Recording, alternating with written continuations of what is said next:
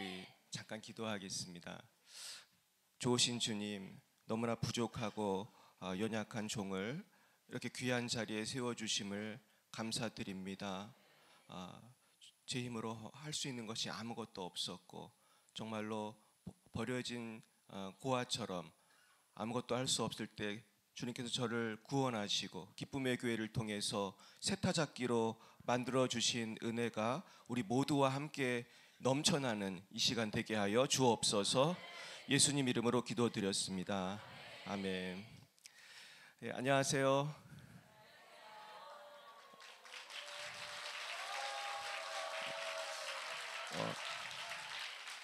저는 곽찬희 목사입니다.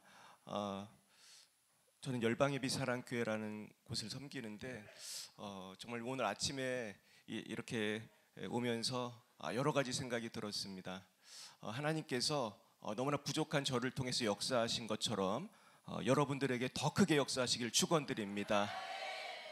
오늘 말씀 한 구절 같이 보겠습니다. 누가복음 6장 32절에서 45절 말씀이 되겠습니다. 신약성경 누가복음 6장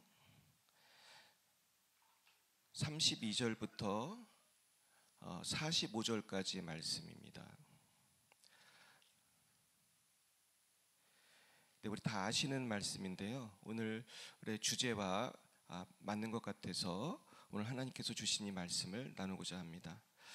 한 절씩 교독하실까요? 제가 먼저 32절을 받들어 읽겠습니다. 너희가 만일 너희를 사랑하는 자만을 사랑하면 칭찬받을 것이 무엇이냐? 죄인들도 사랑하는 자는 사랑하느니라.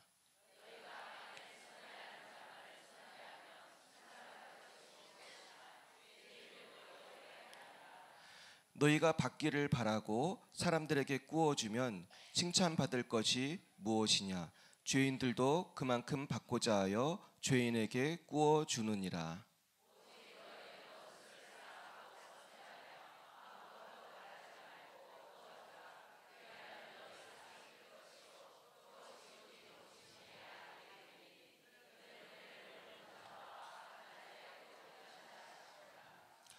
너희 아버지의 자비로우심 같이 너희도 자비로운 자가 되라.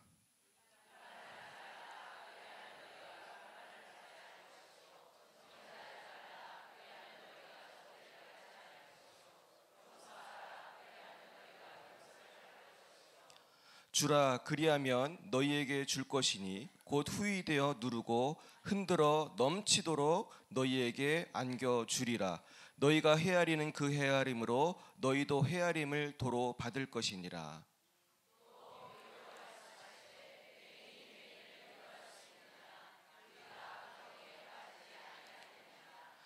제자가 그 선생보다 높지 못하나 무릇 온전하게 하는 된 자는 그 선생과 같으리라.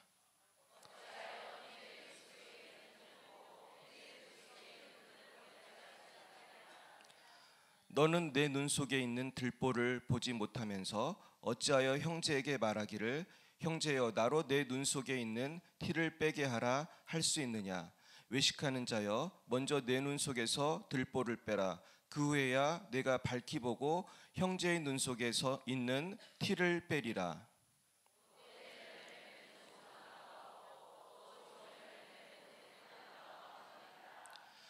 나무는 각각 그 열매로 아나니 가시나무에서 무화과를 또는 찔레에서 포도를 따지 못하느니라. 선한 사람은 마음에 쌓은 선에서 선을 내고 악한 자는 그 쌓은 악에서 악을 내나니 이는 마음에 가득한 것을 입으로 말함이니라. 아멘. 네, 오늘은 내적 치유의 성경적 원리에 대해서 말씀을 드리려고 하는데요. 그 성경적 원리는 바로 오늘 읽은 것처럼 우리가 쌓은 것에서 쌓은 것을 내기 때문에 좋은 것을 심어야 한다는 것입니다. 우리가 심은 대로 거둘 줄 믿습니다. 오늘 심은 대로 거둔다는 이 영적인 원리를 통해서 우리가 내적 치유에 대해서 생각해 보고자 합니다. 저는 오늘 두 가지 말씀을 드리려고 하는데요. 내적 치유는 크게 두 가지 방법으로 할 수 있다고 생각합니다. 첫째는 우리가 문제의 원인을 발견하고 그것을 제거하는 것을 통해서 치유가 일어나게 됩니다. 그래서 우리는 그 문제의 원인이 누구라고 배웠죠? 악한 영이죠. 그래서 우리 세미나를 통해서 힐링이 많이 일어나는 이유는 다른 곳에서 파악하지 못하는 문제의 원인을 우리는 악한 영에서 찾은 것이죠. 저도 그래서 이 원인을 모르고 지낼 때는 굉장히 속아서 몇십 년을 그렇게 살았어요. 저는 미국에서 박사학위를 받고 지금도 저는 교수로 생활하고 있는데요.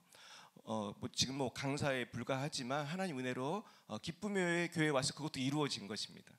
그런데 아무리 공부를 해도 이런 영의 세계를 가르쳐 주는 데가 없었어요. 그래서 악한 영 때문에 문제가 이렇게 생기고, 악한 영 때문에 우리가 목회도 안 되고, 악한 영 때문에 내가 마음이 어렵고 병이 걸리고, 여기에 대해서 이종선 목사님처럼 가르쳐 주시는 분이 없었어요. 여러분 다 복이 많으신 분인 줄 믿습니다. 그리고 두 번째는요, 우리가 악한 영을 쫓아내기만 하면 되는 것이 아니라 이제 이 상처를 예방하는 것이 중요하다고 생각합니다. 우리가 자꾸 축사를 하고 축기를 하고 우리가 성령 기름 부심을 받아도 마치 그 다람쥐 쳇발기 돌듯이 또다시 원점으로 돌아온 자신을 발견할 때가 있나요? 저는 그럴 때가 있어요. 제가 지금 협력사역자를 하고 여러분들 앞에서 특강 강사라고 서 있긴 하지만 저도 똑같이 원점으로 어느 날 돌아와 있는 것을 볼 때가 있어요. 그것은 뭐냐 하면은 제가 성경적인 원리대로 살지 않았기 때문에 또 넘어진 것입니다.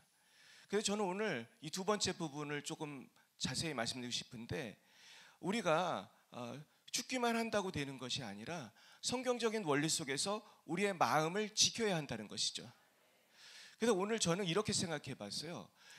이너 힐링이라는 걸 오늘 주제인데, 이 내적 치유라는 것을 생각할 때 내적인 상처의 원인은 뭐고, 그 내적 상처를 제일 많이 주는 사람이 누군가 한번 생각해 봤습니다. 그럼 우리 상처를 덜 받으면 되잖아요. 할렐루야. 근데 상처를 덜 받는 비결을 오늘 묵상을 하려고 합니다. 근데 상처를 주는 분은 물론 사랑하는 사람도 상처 줄 때가 있지만, 우리가 직장이나 아니면 살면서 아니면 혹은 목회를 하면서 굉장히 큰 상처를 받을 때 상처를 주는 사람은 보통 좋은 사람인가요? 나쁜 사람인가요? 나쁜 사람이고, 또 아주 친한 가족 관계라 할지라도 이 사람이 뭔가 그날 나에게 좋은 말을 했기 때문이에요? 나쁜 말을 했기 때문이에요? 그러니까 사랑하는 배우자나 사랑하는 자녀조차도 가끔 사단의 도구가 될 때가 있고, 또 누가 사단의 도구가 될 때가 있나요? 그렇죠. 어떻게 잘하셨어요? 저도 그럴 때가 있어요. 저는 어떤 때 이렇게 말을 하면서 내가 왜 이런 말을 하지? 그렇게 생각될 때가 있어요. 내가 이런 말하면 상처가 될 텐데. 전 요즘에도 그렇게 실수를 많이 하기 때문에 사실 이번에 특강을 하는 것이 너무나 주저가 되는 그런 상황이었는데, 좀 하나님 의지하고 섰습니다. 하나님께서 부족한 저와 여러분을 사용하실 줄 믿습니다. 우리를 깨끗이 씻으셔서 사용하실 줄 믿습니다. 그래서 뭐가 문제인가 생각해 보니까 오늘 본문에 나온 것처럼 우리가 남을 비판하고 정죄하기 때문에 자꾸 악한 영에게 기회를 준다는 것을 제가 알게 되었어요. 여러분 동의하시나요? 여러분, 비판하고 정죄한다는 것이 그렇게 되는 것 같아요. 우리가 비판을 하다 보면 정죄가 자연스럽게 되고, 또 정죄를 하게 되면 거기서 끝나는 게 아니라 마음속에서 뭐가 생기죠? 그렇죠. 미움이 생기고 분노가 생기고 그러면서 우울감이 올 수도 있어요. 여러분 다 경험하시죠? 너무 화가 나고 힘들 때 우리는 우울감도 생기고 절망도 하게 되고, 그 원인 제공자는 사실 의외로 내가 사랑하는 사람일 수도 있고, 그리고 매일 만나는 교인이나 직장 동료일 수도 있습니다. 근데 저는 이 사실을 잘 모르고 굉장히 오랜 세월을 지내다가 최근에 사실은 굉장히 중요한 책을 제가 읽게 됐어요. 이 책을 여러분들도 다 봤으면 좋겠는데, 책 제목이 이번 세미나랑 너무 맞는 제목이에요. 존 샌드포드와 마크 샌드포드라는 분이 쓴 책인데요. 축사 사역과 내적 치유의 이해 가이드라는 책이 있습니다.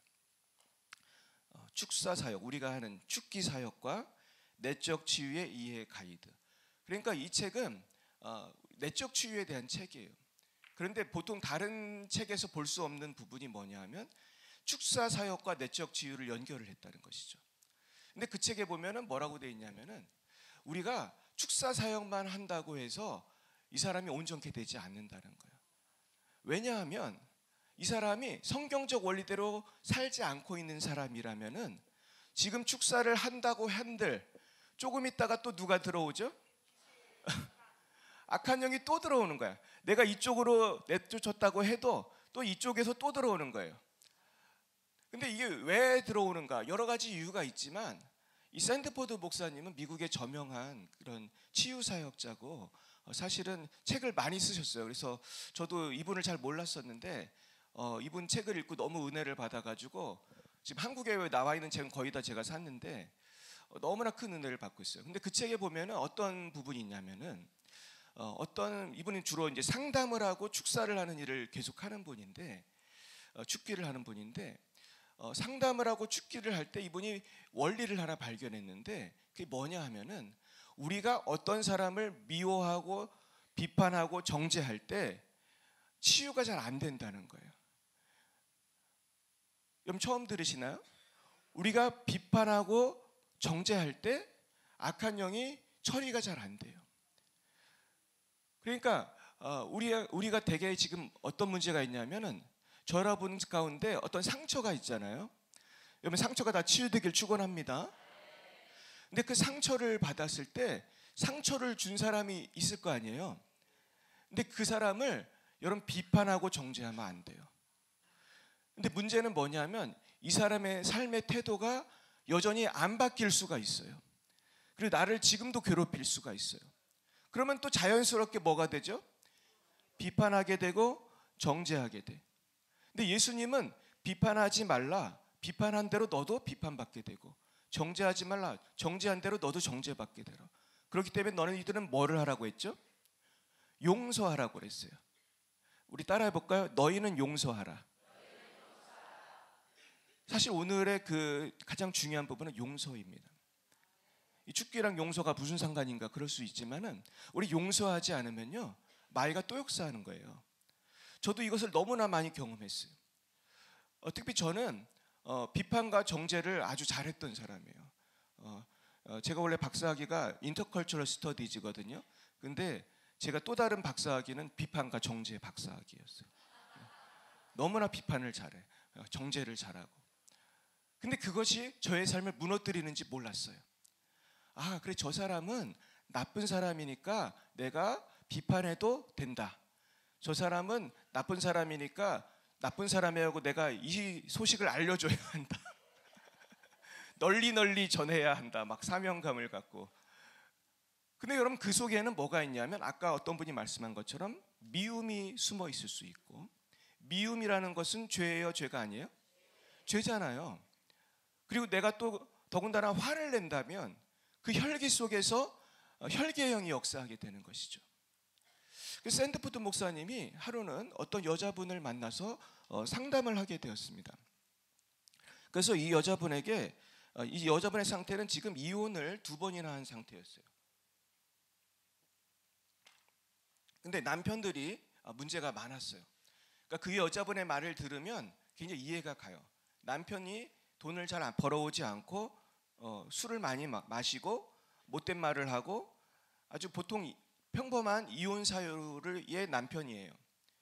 그래서 이혼을 하고 재혼을 하고 이혼을 하고 재혼을 하고 뭐 이런 것이 아주 계속 반복되는 여자분이었습니다. 근데 이분에게 이 샌드포드 목사님이 어떤 삶을 살았는지 물어보았어요. 그래서 여러분 뭐가 중요하냐면요. 여러분들도 이제 교회에 가서 아니면 가정에서 이 내적 치유에 대해서 여러분들이 목회에 적용하거나 가정에 적용할 때 중요한 게 뭐냐 하면은 어떤 사람이 이제 상처를 받고 내 앞에 왔으면은 그냥 덮어놓고 축사를 해야 되나요? 아니면 좀 얘기를 들어봐야 되나요? 이게 왜 중요하죠?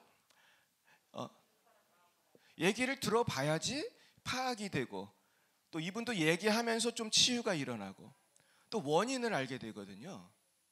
그 샌드포드 목사님이 그 나쁜 사례로 말한 것을 보면 덮어놓고 축사를 하는 거예요. 뭐 좀 상태가 안 좋다 그렇게 판단이 되면은 어떤 목사님들은 그냥 덮어놓고 죽기를 한다는 거예요. 앞뒤 상황을 알아보지도 않고 내가 왜 왔는지도 알아보지도 않고. 더 큰 문제는 뭐예요? 많은 목사님들이 악한 영 때문에 고통을 받고 찾아가면 성도는 악한 영이 없어 이렇게 말한다는 거예요. 정신 차려라, 성도는 악한 영이 없단다 이렇게 상담을 해주면서 악한 영을 처리를 안 해주는 거예요. 근데 또 하나의 또 다른 목사님은 악한 영이 있는 줄은 알지만, 미국에서 생기는 일들이에요. 미국에서도 악한 영이 아예 역사할 수 없다고 덮어놓고 말하는 목사님도 있고, 어떤 목사님들은 악한 영이 있다는 건 또 안 돼요. 근데 문제는 뭐냐 하면 그냥 얘기를 충분히 듣지 않고 덮어놓고 그냥 또 죽기를 하는 거예요. 그러면 그때 상담을 받으러 온 그분은 굉장한 상처를 받는다는 것입니다. 왜 목사님은 내 말을 들어보지도 않고 자꾸 그냥 악한 영 나가라고만 하시지? 그러면서 해결이 안 되는 거예요. 그래서 샌드포드 목사님은 이야기를 잘 들어주고 이제 죽기를 하는 분이었어요. 그래서 이분은 그냥 평생을 그렇게 사는 분이에요. 근데 이분이 만난 그 여자분은 어떤 분이었냐면 어렸을 때 아빠가 알코올 중독자였어요. 그래서 우리가 혈통을 따라오는 악한 영에 대해서 배우셨는데 알코올 중독도 마찬가지더라고요. 근데 이 알코올 중독자 아빠가 이 딸에게 술이 취하시면 꼭 와서 못된 말을 했어요. 여기 다 성인들이시니까 그냥 술이 취해가지고 야, 너 오늘 누구랑 잤지? 그러는 거예요.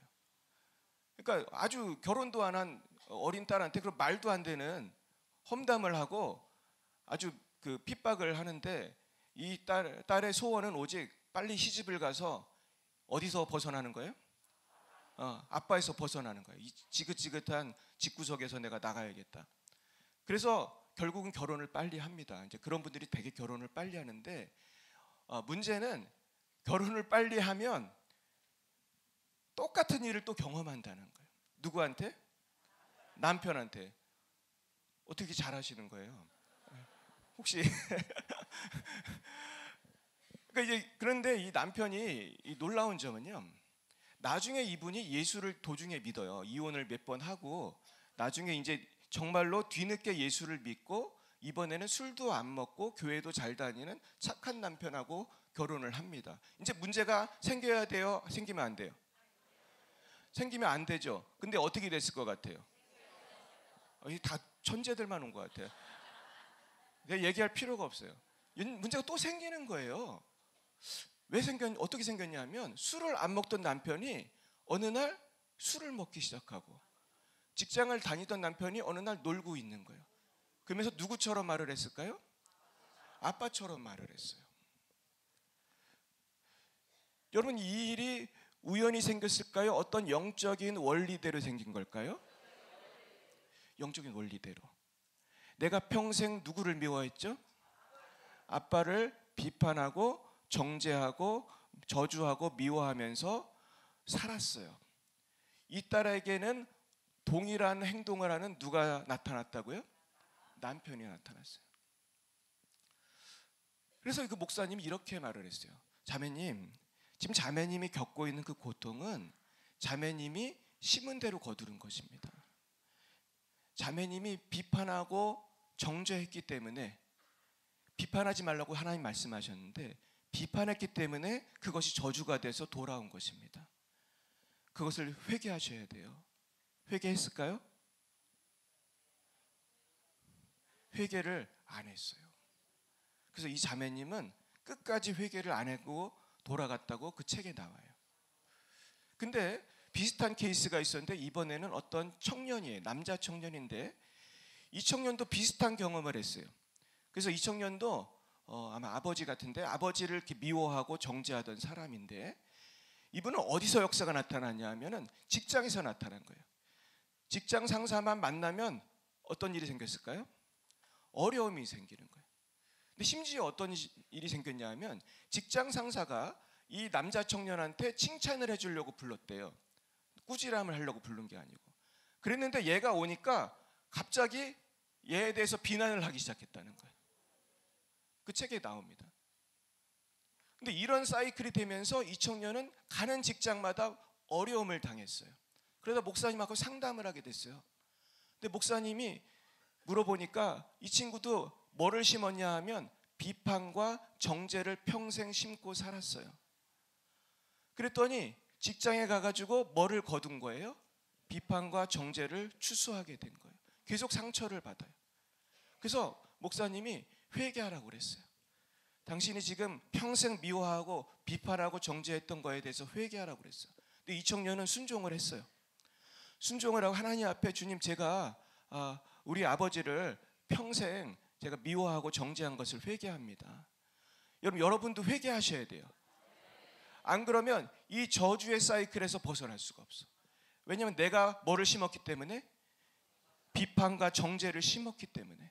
그래서 이 청년이 그걸 회개하고 다시 직장에 나갔더니 똑같은 직장 상사인데 그때부터 잘해주기 시작하더라는 거예요. 그렇게 비판하고 정죄하던 상사가 갑자기 잘해주기 시작하더라는 거예요. 사랑하는 여러분, 저는 이 책을 읽고 깜짝 놀랐어요. 제 전공이 뭐라고요? 제 전공이 비판과 정죄잖아요. 아니, 나에게도 그래서 이런 일이 일어났었구나. 그래서 제가요, 그때부터 회개하기 시작했어요. 근데 생각해보니까 너무 많은 거예요, 내 비판한 사람이. 한두 명이 아니야. 부모, 형제부터 해가지고, 내가 그동안 말 안 듣는다고 뭐라고 했던 성도부터 시작해가지고 너무 많은 거예요. 내가 그동안 비판과 정죄를 계속 심고 살았구나. 그러니까 그 틈을 타고 누가 들어온 거예요? 악한 영이 들어왔던 거구나. 내가 기쁨의 교회에 와서 아무리 기도를 받고 내가 뒤집어져도 똑같은 일이 자꾸 생겼던 거구나. 자꾸 화가 났던 거구나.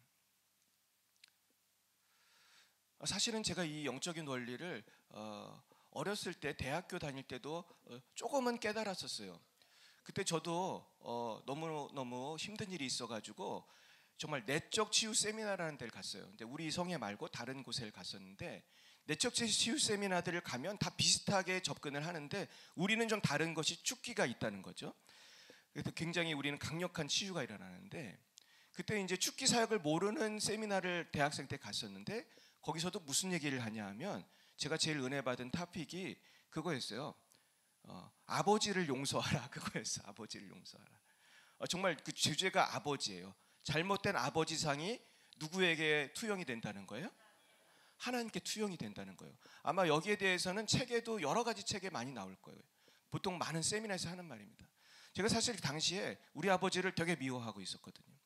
그래서 아버지는 너무나 착하고 훌륭한 분이신데 저한테는 또 상처를 주셨거든요. 그래서 내가 그때 거기 가가지고 회개를 하고 나중에 아버지를 만나니까 아버지를 다르게 내가 대하게 되었어요. 이제 아버지를 정말 사랑하게 되고 아버지에 대한 그런 악한 감정들이 빠지는 걸 경험했어요. 근데 여러분, 참 무서운 게 뭔지 아세요? 내가 누구를 미워하고 정죄하고 어떠한 죄를 지었을 때 내가 물론 회개해야 되지만 거기서 끝나면 안 돼요. 여러분, 오늘 기쁨의 교회에서는 3단계 회개를 하라고 그러죠. 그 이유가 있는 거예요. 첫 번째 1단계는 뭐였어요? 죄를 인식하고 회개하는 거예요. 주님, 내가 이것을 잘못했습니다. 내가 우리 아버지를 미워했습니다. 이것을 회개하는 게 1단계죠. 죄를 인정하고 하나님 앞에 회개하는 거. 2단계는 뭐예요? 십자가 앞에 이 저주를 옮겨놓는 거예요. 주님, 제가 이제 이 저주에서 벗어나기 원합니다. 그 세 번째 뭐죠? 자꾸 죄를 짓게 하는 악한 영을 죽게 하는 거예요. 그러니까 저도 우리 아버지를 이렇게 미워하고 정죄했더니 거기에 악한 영이 역사하고 있었던 거예요. 그리고 그 속에 그 문을 열고 악한 영이 들어왔던 거예요. 근데 제가 죽기까지는 안 했어요. 죽기까지는 안 하고 죽기가 뭔지도 잘 모르고 이렇게 사는 거예요.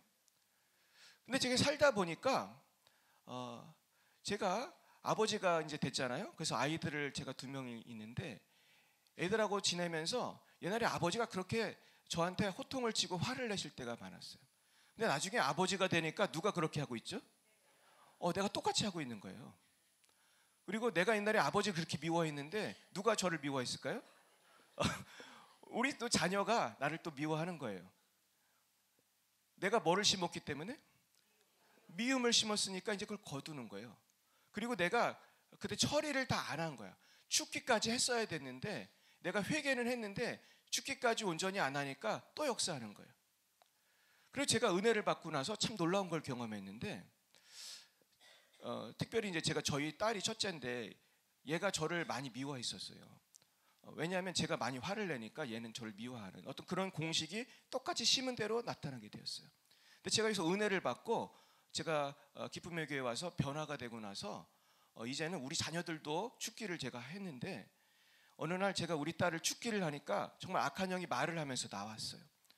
그래서 얘가 얼마나 난리를 치는지 죽기할 때 집사람하고 팔다리 하나씩 잡고 막 죽기를 했다니까요. 그랬는데 얘가 막 깔깔깔깔 웃으면서 이상한 귀신이 막 나오면서 나중에 이제 죽기를 1시간도 더 한 것 같아요. 그러고 나서 얘가 정신이 돌아와 나서 이렇게 말을 하더라고요. 아빠, 내가 아빠를 왜 미워했는지 모르겠어요. 누가 그렇게 한 거예요? 악한 영이. 여러분, 혹시 여러분 중에서 자녀하고 사이가 어려운 분이 있다면 한번 꼭 죽기를 하기 바랍니다. 이 아이가 그때부터 우리 저와 관계가 좋아지기 시작했어요. 물론 저도 하나님 앞에 회개하고 이제 죽기 사역을 통해서 변화되었지만은 똑같은 역사가 우리 자녀에게 일어나는 거예요. 그래서 이제 우리 딸도 죽기라고 우리 아들도 죽기라고 그러면서 이 아이들이 이제 변화되기 시작하는 거예요. 참 놀랍게 변화되더라고요. 그래서 여러분, 우리가 알아야 될 거는 우리가 정말 심는 대로 거둔다는 거예요. 그리고 우리가 그동안 잘못 심었던 것을 회개해야 한다는 것입니다. 그러면서 우리 가정이 변화되기 시작했어요. 근데 문제는 이제 가끔 또 화를 낼 때가 있어요. 그래서 근데 옛날하고 다른 게 하나 있어요. 옛날에는 제가 어떤 사이클이 돌아갔냐면은, 첫째는 화나는 일이 있으면 화를 낸다. 아주 화를 잘 낸다. 이런 게 있었어요. 그런 다음에 어떤 일이 생기냐면 그로 인해 또 죄책감이 생겨요. 아마 화내본 분들은 다 느끼는 거예요. 죄책감이 생기면 나중에 그 감정이 어디로 발전이 되는 줄 아세요? 우울함으로 발전이 돼. 그러니까 화내고 죄책감 갖고 우울해지고 이런 사이클이 돌았었어요. 근데 마귀의 역사라는 걸 잘 몰랐기 때문에 나는 왜 자꾸 화를 내지? 그러면서 목사가 이러면 안 되는데, 아빠가 이러면 안 되는데, 그러면 또 목회할 마음이 생겨요, 안 생겨요? 안 생겨. 설교도 잘 못하겠어. 이게 악순환인데, 이제는 뭐를 알았죠? 내 안에서 악한 영이 역사하는 걸 알았기 때문에 이제 죄책감에 빠지지 않고, 물론 회개를 하지만은 또 축사를 하는 거예요. 근데 저는 요즘에 제가 저를 축사를 많이 해요. 여러분도 자가 축사, 자가 죽기를 하길 축원합니다. 이게 제일 중요하다고 생각해요. 결국 우리가 이 세미나를 마치고 집에 돌아가면 여러분이 180도 바뀌었으면 좋겠지만 조금 덜 바뀐 부분이 있을 수 있을까요? 저는 많이 있더라고요. 아직 안 바뀐 부분이 있어요. 사실 우리는 이 성화라는 것이 언제까지 돼야 되는 거예요? 죽을 때까지 돼야 되는 거예요. 그러니까 sanctification은 죽을 때까지 가는 거예요. 우리가 justification이 아무리 됐어도 sanctification은, 성화는 죽을 때까지 돼야 되기 때문에 계속 기도하고 회개해야 되는데, 회개하면서 죽기를 계속 해야 돼요. 근데 이 죽기가 처음에 쉽지가 않더라고요. 저도 얘기는 많이 들었는데 혼자 하려니까 잘 안 되는 거예요. 근데 이거 연습하면 돼요, 여러분. 자꾸 경건의 연습이 다른 데 있지 않더라고요. 내가 회개하고 내 안에 악한 영을 자꾸 물리치고 성령을 받으면은요, 그러니까 성령을 자꾸 아침에 막 회개하면서 아니면 저녁에 계속 기도하시면요, 성령이 임하잖아요. 그러면 그냥 저절로 이게 나가더라고요, 이게. 그리고 내가 또 명령을 할 때도 있어요. 그러면은 자꾸 기침을 하게 돼. 그러니까 내가 하도 기침을 많이 하니까 주위 사람이 감기 걸렸냐고 자꾸 물어보는 거예요. 맨날 기침하니까 막 집사람도 막 같이 협력사였거든요, 우리 집사람이. 근데도 잘 모르고 왜 자꾸 기침을 하냐고 약 먹으라고 자꾸 그러는데 아주 당혹스러웠어요. 근데 이 감기는 안 낫지, 근데 내가 지금 죽기를 하는 거기 때문에. 그러면서 이제 제가 변화되는데, 제가 이 자꾸 죽기를 하면은 내 자신이 변화되는 걸 느끼고, 또 이 기도를 소홀히 하면 또 역사하는 걸 많이 느껴요. 그래서 정말 쉬지 말고 기도해야 되는구나. 여러분 따라해 볼까요? 쉬지 말고 기도하라. 쉬지 말고 기도해야 되는 거예요. 그러면서 놀라운 일들이 생기기 시작했어요. 그래서 제가 이제 어떤 우울한 감정에서 벗어나고 변화가 되니까 어떤 일이 생겼냐 하면 치유의 역사가 이제 생기게 되는 거예요. 그러니까 여러분들이 경험한 어떤 힐링이 여러분의 목회나 가정에서 동일하게 일어납니다. 저도 우리 교회에 우울증으로 고생하는 분이 찾아왔어요. 우리 교회 집사님의 누나인데 이분이 우울증이 너무 심해서 직장을 그만두고 이제 식사도 잘 못하고 사람도 잘 못 만나서 우리 교회를 오게 됐어요. 근데 저는 사실 그분을 위해서 한 2년인가 3년을 계속 기도했었어요. 그분 이름을 부르면서 우리 태신자였는데 결국 이분이 계속 안 오다가 우울증 걸리니까 오셨어요. 그래서 오셔가지고 제가 이분한테 사형리로 복음을 전했어요. 저도 이제 CC 출신이라 사형리로 복음을 전하고 영접 기도를 따라하시라고 했더니 이분이 따라하시더라고요. 옛날 같으면 여기서 멈췄을 텐데 이젠 뭐를 했겠어요? 예, 성령의 불을 한 거예요. 근데 뭐 시간이 없으니까 만나자마자 그냥 우리 성도님들하고 밥 먹고 이렇게 대화를 했으니까 이렇게 우리 성도님들이 옆에서 보고 있었는데 제가 그냥 그 자리에서 바로 안수를 하고 성령의 불 그렇게 기도를 했어요.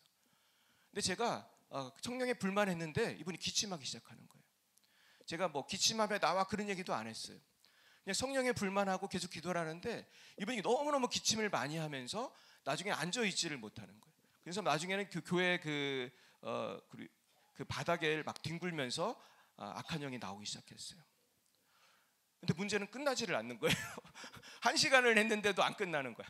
그래 우리 성도님들이 집에 가야 되는데 집을 못 가고 계속 구경하고 있어가지고 다들 놀래가지고 우리 성도님들이 영적인 사역을 하는 걸 잘 못 보시다가 어떻게 보면 교육의 장이 됐는데 그래서 이제 그날은 이제 묻고 이제 집에 가시라고 했는데 이분이 그때부터 본인이 살기 위해서 자꾸 교회를 오시는 거예요. 거의 매일 오셨어요.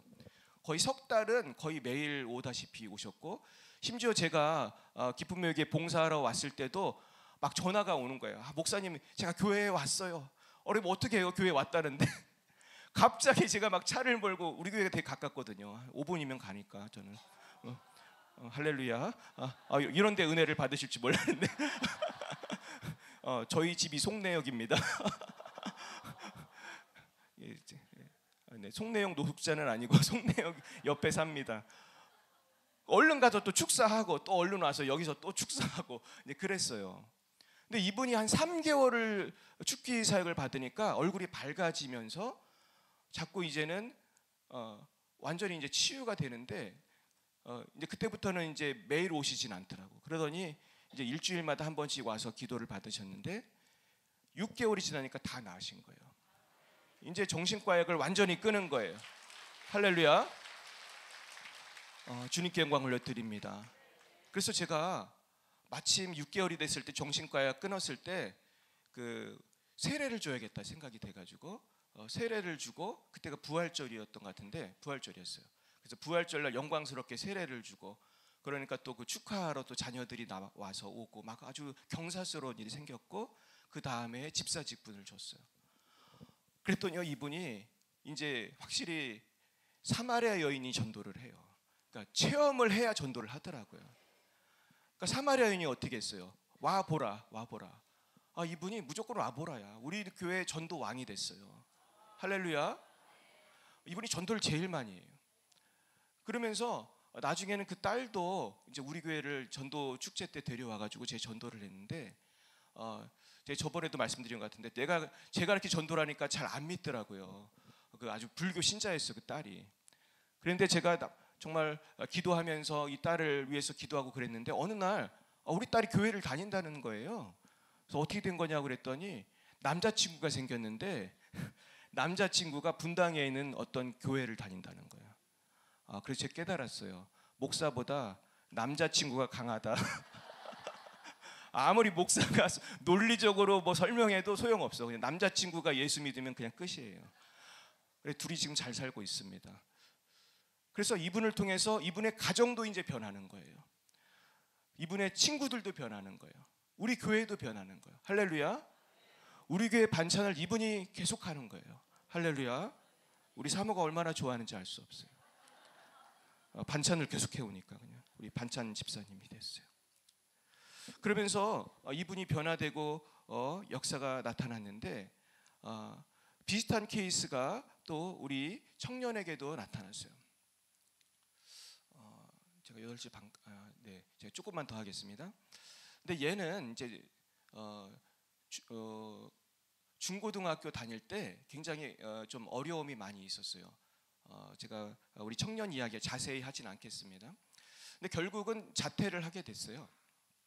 그래서 이제 고등학교를 자퇴하게 됐는데 참 안타깝죠. 그래서 저는 좀 자퇴를 안 했으면 했는데 자퇴를 하게 됐어요. 근데 이 청년이 참 좋은 점은 기도를 열심히 해요. 그래서 제가 죽기 사역을 많이 해줬는데 그러면서 이 아이가 조금씩 변화되기 시작했어요. 얘는 얼마나 이 죽기 사역이 잘 됐냐면은 막 기도를 받으면 계속 나가면서 거의 티슈를 한 통을 쓰는 거예요. 얘 때문에 티슈는 많이 썼지만 얼마나 변화가 많이 되는지 몰라. 그러면 그 와중에 자퇴를 했었는데 하나님의 역사하신 가운데 다시 복학도 하게 되고 하나님 역사 가운데 학교를 또 잘 다녔어요. 그러면서 나중에 이 친구가 대학도 잘 가게 되고 지금 대학에 가서는 또 전도를 또 열심히 하게 돼가지고 바로 지난주에 친구를 데려왔더라고요. 할렐루야. 그러니까 여러분 제가 그렇게 생각해요. 우리 기쁨의 교회 사역의 놀라운 점은 뭐 청소년이든 노인이든 가릴 것 없이 은혜를 받는다는 것입니다. 그리고 변화가 되는 거예요. 그래서 변화가 되면은 특별히 내적 치유가 일어나면은 꼭 전도를 하더라고요. 이 변화된 사람들은. 할렐루야. 그래서 얼마나 부흥에도 굉장히 좋은 점이 있어요. 근데 이제 제일 최근에 있었던 일을 말씀드리겠습니다. 제가 며칠 전이에요. 정말 며칠 전에 있었던 일이에요. 지난주 목요일에 우리 협력사역자이신 우리 어떤 목사님이 저한테 전화를 했어요. 제가 교회에 있었는데 캐나다에 사시는 어떤 분이 좀 치유를 받기 원하신다. 그러면서 연락이 왔는데 저 전화하신 목사님이 지금 시간이 잘 안 되니까 저한테 보내도 되겠냐고 물어보셨어요. 그래서 제가 그때 약간 고민을 했거든요. 제가 좀 바쁜 일이 있어가지고 이분 오시라고 해야 되나 말아야 되나. 우리 협력사에서들이 바빠요, 여러분. 바쁘겠죠? 왜냐하면 월요일, 화요일은 여기 와 있어야 되고 또 교회에서도 사역을 하고 저도 이제 교회에서 이틀을 치유 사역을 해요. 그러니까 얼마나 바쁘겠어요. 성령의 불을 얼마나 많이 하는지 몰라요. 나와를 거의 일주일에 한 100번도 더 하는 것 같아. 그러니까 너무너무 바빠요 우리가. 그래가지고 저도 사실 목요일이 좀 목회 준비하는 날인데 이분 오면 또 몇 시간 싸워야 되는데 근데 그래도 싸우리라 그러고 오시라고 했어요. 그랬더니 이분이 남편하고 같이 왔는데 이제 캐나다에 사시는 분인데 우리 기쁨의 교회를 이제 인터넷을 통해 알게 되신 거예요. 혹시 이 중에도 인터넷 보고 오신 분 계신가요? 아무도 안 계시네. 근데 인터넷 보고 오셨어요. 근데 그러면서 이분이 기쁨의 교회 사역의 은혜를 받은 분의 어떤 연락처를 알아서 물어서 저한테까지 오신 거예요. 근데 남편은 한국에 살고 있었고 우리 교회 근처 살고 있었어요. 놀랍게도. 더 놀라운 점은 남편이 우리 교회 근처로 이사 온 지가 얼마 안 됐어요. 그래서 그리고 남편은 교회를 잘 안 다녔어요. 그래서 부인이 이제 캐나다에 아이랑 가 있으니까 기러기 아빠였어요. 그래서 남편은 믿음도 별로 없는 분이 부인이 이제 우리 교회 오니까 따라오신 거예요. 그래서 제가 좀 상담을 하면서 이야기를 듣다가 보니까 마음 가운데 이 남편을 전도해야겠다는 그런 생각이 들었어요. 그래서 남편한테 물어봤어요. 교회를 다녔던 분이고 집사직분도 받았던 분이에요. 그래서 마음속에 예수님이 계시냐고 물어봤어요. 뭐라고 했을까요? 없다고 그래요. 네, 그럴 줄 알았어요. 네, 그래서 물어본 거거든요. 그래서 예수님을 영접하시라고 그랬어요. 왜냐하면 어떤 문제가 있냐면 제가 축사사역을 오래 해보니까 병이 낫거나 문제가 해결되면 또 오겠어요? 안 오겠어요? 안 오잖아요. 물론 전 낫으면 좋겠는데 나면 안 오기 때문에 기도하기 전에 물어본 거예요. 그래가지고 이분에게 영접 기도를 하자고 그랬어요. 그러니까 기도를 잘 따라 하시더라고요. 그래서 그날 남편이 예수님을 믿게 되었습니다. 얼마나 감사해요. 그리고 축기 사역을 하게 됐는데 이분이 너무너무 마음이 불안하고 두렵고 그런 것이 많이 있었어요.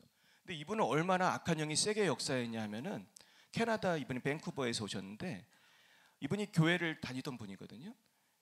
이상하게 교회만 가면은 자기 위에 있는 형광등이 깜빡거리기 시작한다는 거예요. 그 영화에 나오는 일이 생기는 거예요. 근데 잘 몰랐대요. 자기는 그냥 교회를 계속 다녔기 때문에 우연히 형광등이 깜빡거린다고 생각을 했는데 누가 알았냐 하면요. 누가 알았을까요? 목사님이 알은 거예요. 거의 큰 교회라 부목사들도 많고 담임 목사님은 따로 계신데 목회자들끼리 회의가 생긴 거예요.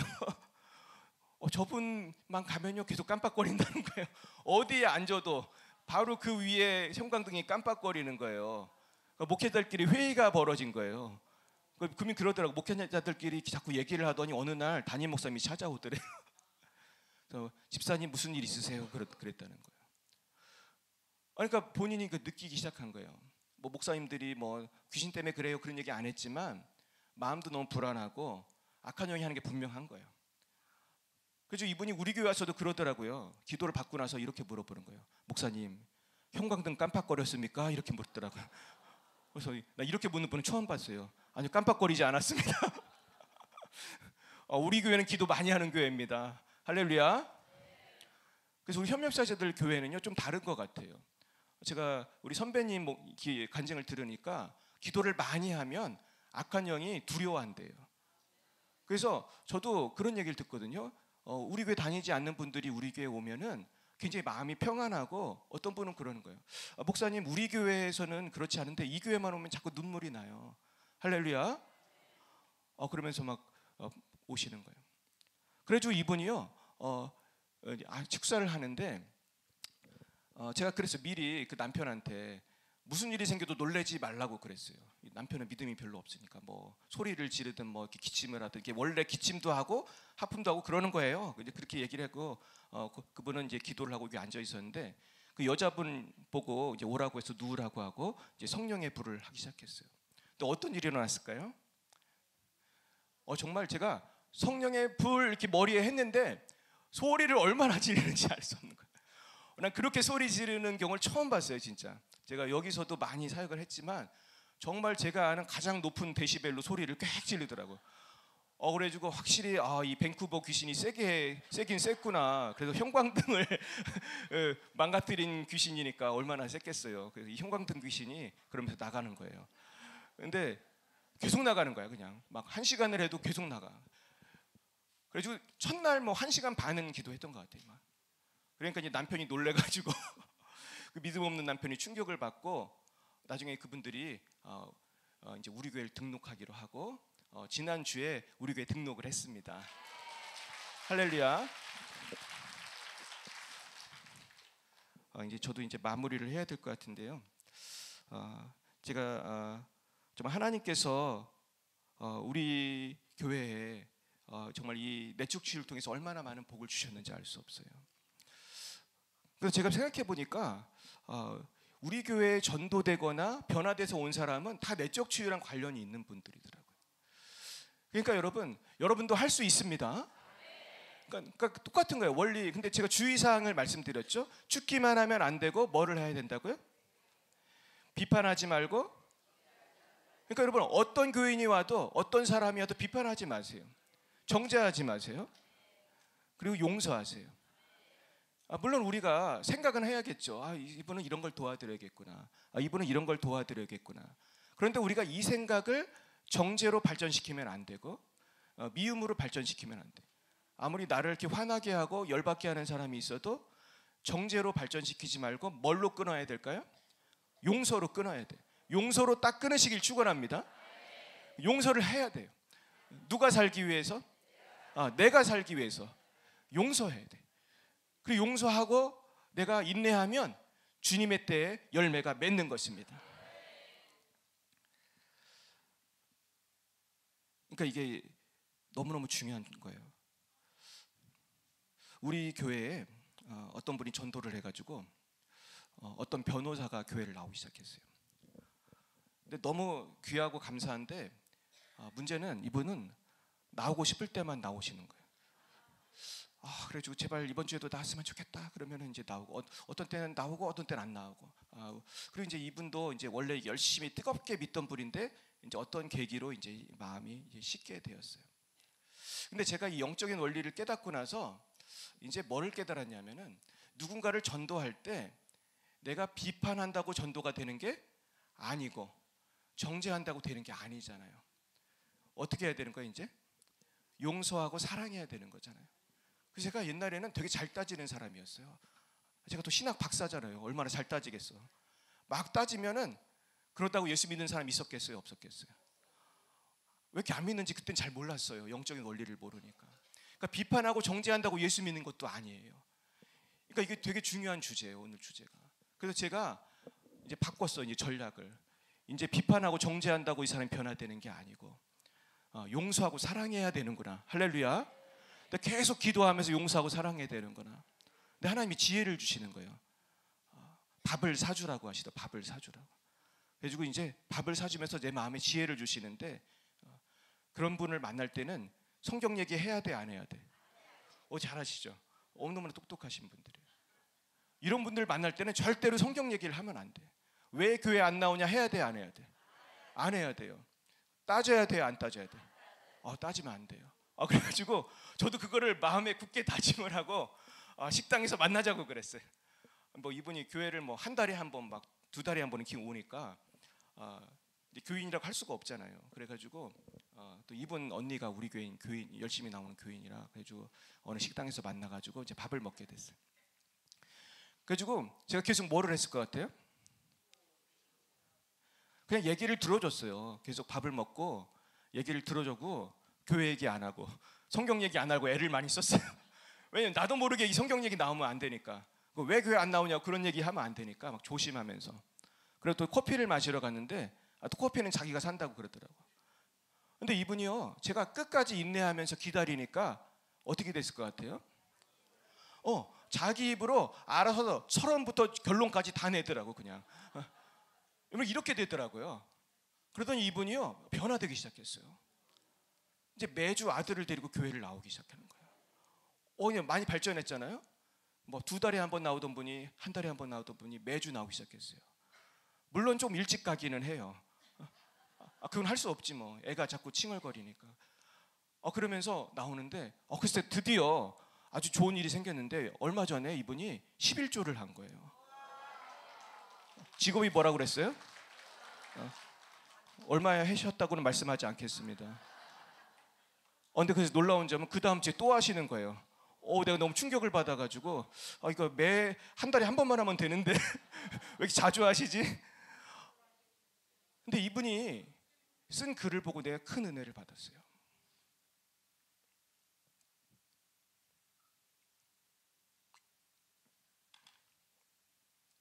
뭐 다 말씀드리지 않고 이런 내용이 있었어요.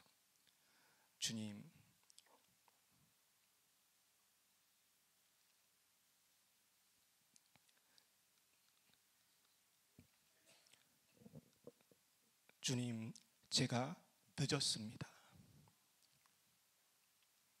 주님, 제가 늦었습니다.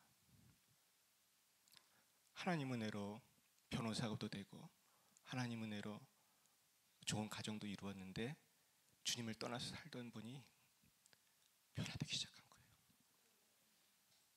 사랑 여러분, 우리가 다 머리가 있기 때문에 비판하고 싶고 정죄하고 싶지만은 이것을 참고 용서하고 기도할 때 그 영혼이 변화될 줄 믿습니다. 시간 같이 기도하겠습니다. 하나님, 내가 비판과 정죄를 통해서 얼마나 많은 사람들에게 상처를 주는지 주님 회개하기 원합니다. 주님, 내가 먼저 변화되기 원합니다. 주님, 내가 변화될 때 우리의 성도가 변화되고 우리의 가족이 변화될 줄 믿습니다. 주님, 나를 변화시켜 주옵소서. 시간 주님 3번 부르고 기도하겠습니다. 주여!